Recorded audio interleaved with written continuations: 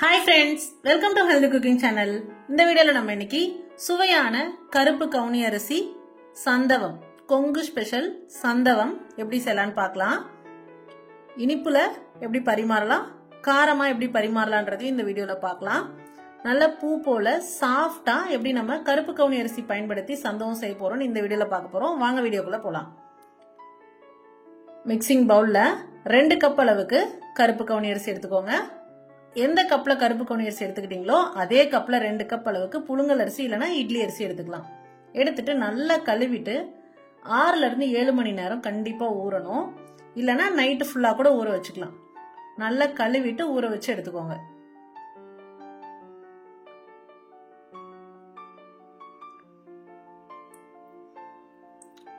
இப்ப பாருங்க நல்லா ஊறி வந்திருக்கு.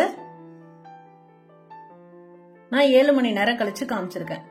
இப்ப நம்ம கிரைண்டர்ல சேர்த்து நல்லா நைஸா அரைச்சுக்கணும்.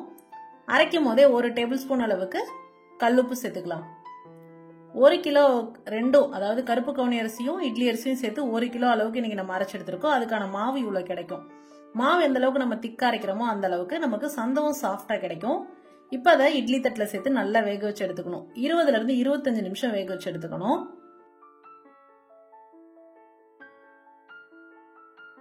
அது வெந்துட்டு இருக்கட்டும். இதுதான் பாத்தீங்கன்னா நம்ம சந்தவம் நெரிக்க போற சந்தவம் மர.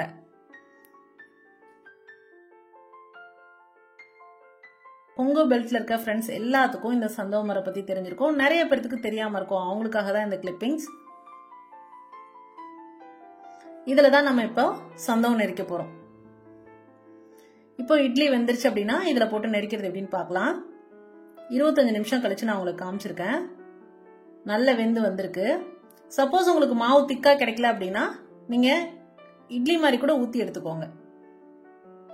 அடுத்ததா நல்லா சூடா இருக்கும் போதே சந்தவம் மரையில போட்டு நெரிக்க முடிஞ்சாதான் ஈஸியா நெரிக்க முடியும். ஆறிடுச்சு அப்படின்னா நெரிக்கிறது ரொம்ப கஷ்டம். பாருங்க எவ்வளவு சூப்பரா சாஃப்டா பூ போல வந்திருக்குன்ட்டு. இது போலவே நம்ம ஊத்தி வச்சிருக்கக்கூடிய இட்லி எல்லாத்தையும் நெரிச்சு எடுத்துக்கலாம். நான் இப்போ உங்களுக்கு இந்த பிளேட்ல காமிச்சிருக்கிறது பாத்தீங்கன்னா 1/2 கிலோ அளவுக்கு அரிசி.